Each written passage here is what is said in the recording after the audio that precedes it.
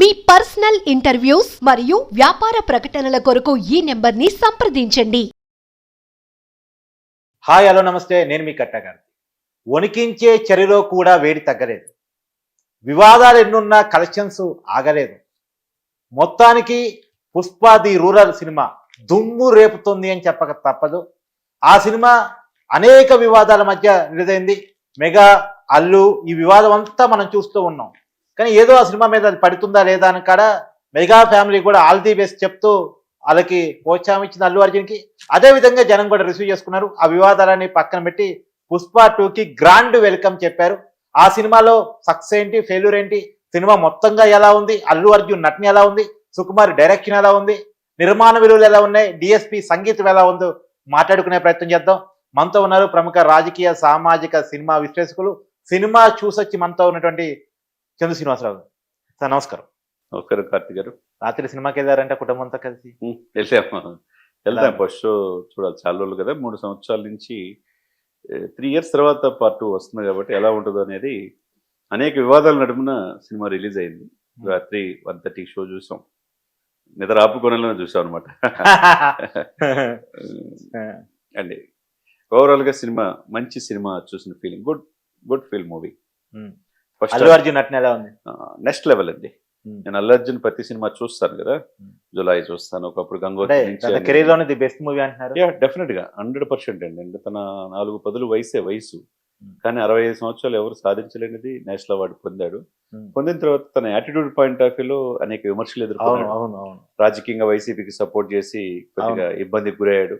కాకపోతే అనుకోకుండా చివరికి సినిమా రిలీజ్ అయ్యే ముందు రోజుకి అన్ని కలిసి వచ్చింది. ఒకవైపు డిప్యూటీ సీఎం గారు పవన్ కళ్యాణ్ ఆంధ్రప్రదేశ్ లో కూడా పర్మిషన్ ఇవ్వటం, టికెట్ రేట్ పెంచుకోవడానికి మెగా ఫ్యామిలీ చాలా కోఆపరేట్ చేసింది. వివాదాల మధ్య నాగబాబు గారు ట్వీట్ చేయటం, సాయి ధర్మతేజ్ ట్వీట్ చేయటం, ఇవన్నీ ఏంటంటే ఇది ఆసరాగా తీసుకుని వైసీపీ వాళ్ళు అంబటి రాంబాబు లాంటి మిగతా వాళ్ళ చలికి మంటగా కాల్చుకోవాలని వాళ్ళు రకరకాలుగా వీళ్ళ మధ్య మెగా అల్లు అరవింద్ కుటుంబాల మధ్య పెట్టాలని చూశారు. కానీ అదేమి దీనికి పనిచేయాల. అవన్నీ ఉంటాయి. సపోజు నేను ది బెస్ట్ కదా అనే ఇది ఎవరికైనా ఉంటుంది. బట్ ఆ పాయింట్ ఆఫ్ వ్యూలో ఎందుకంటే ఎంత అనుకున్నా ఎంత కాదనుకున్నా చిరంజీవి గారి మాటను పెరిగిన ఇదే ఆయన వేసిన పునాది రాళ్ళు తర్వాత శాఖోపశాఖలు విస్తరించినాయి. ఆయనకి తెలుసు, అందరికి తెలిసిన అంశమే. కాబట్టి ఈ రోజున అతను కానీ నేను మాత్రం ఎదగాలనుకోలే, నా కుటుంబం మొత్తం ఎదగాలని అనుకున్నాడు. అందరికీ అవకాశం ఇప్పించాడు. ఎవరి పందా వాళ్ళది, ఎవరి ఆలోచన వాళ్ళది. కాబట్టి ఈ సినిమాకి వచ్చేసరికి నేను చూసింది ఏంటంటే ఫస్ట్ పార్ట్ 1 చూశాను, పార్ట్ 2 చూశాను. రెడ్ శాండిల్స్ తర్వాత కూలీగా ఎలా ఎదుగుతాడు, ఎలా ఎమర్జ్ అవుతాడు అనేది మనం ఫస్ట్ పార్ట్లో చూపించాడు. ఈ రేంజ్లో వెళ్ళొచ్చా అనేది నటనలు చూపించాడు. పార్ట్ 2 వచ్చేసరికి అంటే డిఫరెంట్గా తీసుకున్నాడు. కుటుంబ విలువలు ప్రాధాన్యత ఇచ్చాడు. అదే సమయంలో తన భార్యకి, మనం ఇంట్లో బయట ఎన్నైనా చెప్పిన ఇంట్లో భార్య మాట్లాడితే బాగుంటుందని చెప్పి పెద్దలు చెప్తుంటారు. భార్యకి ఇచ్చే విలువను భార్యకి ఇచ్చేసి చూపించాడు. అదే సమయంలో తన అన్న ప్రేమని తక్కనప్పుడు చివరికి అన్న రిలైజ్ అయ్యి తన కుటుంబాన్ని దగ్గరికి రావటం, ఇవన్నీ కూడా ఏంటంటే ఓవరాల్గా సాదాసీదాగా ఒక జపాన్లో ఎంటర్ అవుతుంది. 45 రోజులు దాంట్లో వెళ్ళిన వ్యక్తి ఆ కంటైనర్లో అక్కడ మంచి ఫైట్స్ చూపించాడు. తర్వాత సెకండ్గా ఆయన చీర కట్టుకొని ఆయన చూపించిన ఆ జాతరలో యాక్షన్ చూసారా, నెక్స్ట్ లెవెల్ అండి. జాతర హైలైట్, నెక్స్ట్ లెవెల్. అతని యాక్షన్ లో చివరి 40 నిమిషాలు ఏదో చాలా అద్భుతం ఉంది. ఫస్ట్ హాఫ్ అట్లా ఉన్న సమయంలో సెకండ్ హాఫ్ వచ్చేసరికి elevation point of view Sukumar లెక్కల మాస్టర్ లెక్కలు కరెక్ట్గా సరిచూసి ఎవరికి ఏ పాత్ర ఇవ్వాలి, అల్లు అర్జున్ ఏ సిచ్యువేషన్ లో ఎలా ఎలివేట్ చేయాలో చాలా చక్కగా చూపించారు అనమాట.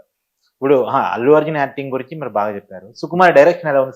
సుకుమార్ డైరెక్షన్ బాగుందండి. ఎందుకంటే లెక్కల మాస్టర్ లెక్క తప్పలేదనే మనం అనుకోవాలి. ఎందుకంటే హీరోకి 300 కోట్లు ఇచ్చారు, దర్శకుడు ఆయన 100 కోట్లు తీసుకున్నాడు, సినిమా ఖర్చు అయింది 300 కోట్ల పైనే, నిర్మాతలకు కూడా డబ్బు ఉండాలా. టోటల్గా 1000 కోట్లు బిజినెస్ చేసింది. 12,500 థియేటర్లు సార్ ప్రపంచవ్యాప్తంగా.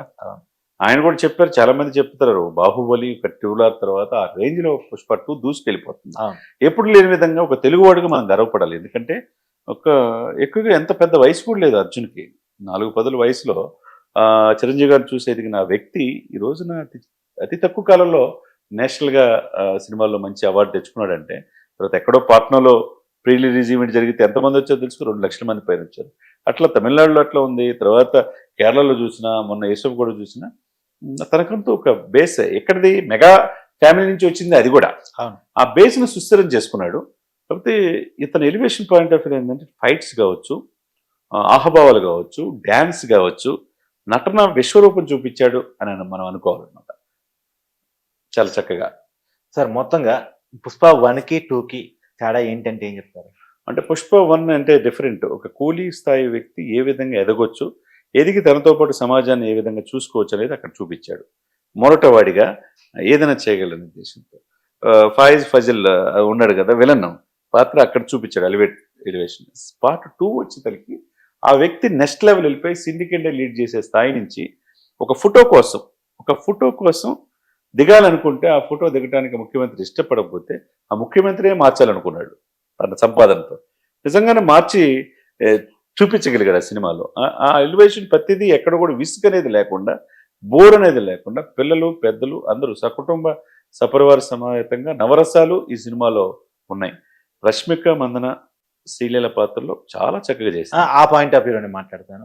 పుష్ప 1లో సమంత సాంగ్ చాలా హైలైట్. అవునండి. పుష్ప 2లో సీరియల్ సాంగ్ అంటే ఈ రెండింటికి పోల్చినప్పుడు Samantha song big hit, serial song big hit అంటే సమంత ది బెస్ట్ చూపించింది ఆ రోజున. ఈ సినిమాలో శ్రీలీల చాలా బెస్ట్ గా, ఇద్దరు కెమిస్ట్రీ బాగుంది, చాలా చక్కగా. ఎందుకంటే నేను ఫస్ట్ సినిమాలో ఆయన మనం శ్రీకాంత్ కొడుకుతో రాఘవేంద్ర దర్శకత్వంలో చూసిన సినిమా చూసాం శ్రీలీలని. ఆ తర్వాత మహేష్ బాబుతో నటించిన ఆ వ్యక్తిని చూసాం. ఇప్పుడు అల్లు అర్జున్తో డ్యాన్స్ చూస్తే నెక్స్ట్ లెవెల్గా ఆమె కూడా ఏమి తీసుకోని విధంగా ఆమె డ్యాన్స్ చేస్తుంది అనమాట. అటు సమంత స్పెషల్, ఇటు శ్రీలీల స్పెషల్ అన్నమాట. మధ్యలో యాక్షను అంటే ఒక సామాన్యమైన ఆ రోజుల్లో పరిస్థితుల్లో ఒక కుటుంబాన్ని లీడ్ చేసే వ్యక్తిగా శ్రీవల్లి రష్మిక మందన ఒదిగిపోయింది. ఓకే, ఏదో ఫస్ట్ హాఫ్ కొద్దిగా స్లో డౌన్ అంటున్నారు. కొద్దిగా స్లోగా ఉంటుంది. సెకండ్ హాఫ్ వచ్చేసరికి మొత్తం కవర్ చేసేస్తుంది అన్నమాట. ఓకే, కంప్లీట్ మీరు అన్నట్టు చివరి 40 minutes అనేది సినిమా నెక్స్ట్ లెవెల్. పార్ట్ 3కి శ్రీకారం చుట్టే విధంగా ముందుకెళ్తుంది అనమాట. సినిమాలో మొత్తంగా హైలైట్ పాయింట్ అంటే ఏం చెప్తారు? అతని నటన. సినిమాలో చిన్న మైనస్ పాయింట్ అంటే ఏం చెప్తారు? హీరోకి తగ్గట్టుగా విలన్ ఫస్ట్ హాఫ్ లో బాగుంది, కానీ సెకండ్ హాఫ్ వచ్చేసరికి మరీ జోవియల్ అయిపోయింది. ఏది విలన్ అదే పోలీస్ ఆఫీసర్ పాత్రలో అతని నటన మరీ జోవియల్ గా తీసుకున్నారు అన్నమాట. ఓకే, అంతే తప్పితే సినిమాలో ఓవరాల్ గా మంచి హిట్ మూవీ. నిర్మాణ విలువల గురించి చెప్పండి. నిర్మాణతో ఎక్కడ ఖర్చుకి వెనకాడలేదు. అధునాతని అందిపుచ్చుకొని వాయిదాలు పడిన సినిమాకి తగ్గట్టుగా మ్యూజిక్ విషయంలో ముందు మనం దేవిశ్రీ ప్రసాద్ చెప్పుకోవాలి. డిఎస్పీ గురించి ఇద్దరు ముగ్గురు మారారు అది ఇది అని చెప్పి అన్నారు, బీజీ కట్టగలేదని. కానీ సినిమాలో చూస్తే సంగీతం నెక్స్ట్ లెవెల్. అవునా? ప్రతి పాత్రకి ఎలివేషన్ పాయింట్ ఆఫ్ వ్యూలో డాన్స్ కావచ్చు, డిఎస్పి బాగా ఇచ్చాడు అన్నమాట సంగీతాన్ని. ఓకే, సో ఎనీవే మంచి మూవీ చాలా కాలం తర్వాత. Feel good movie. చాలా రోజుల తర్వాత 3 సంవత్సరాల తర్వాత వచ్చింది. అవును, చాలా అల్లు అర్జున్ లో ప్రతి సంవత్సరం 2-3 సినిమాలు చూద్దామని కోరుకున్నారు. ఆ కోరిక నెరవేరుస్తామని కూడా ఆయన అన్నాడు.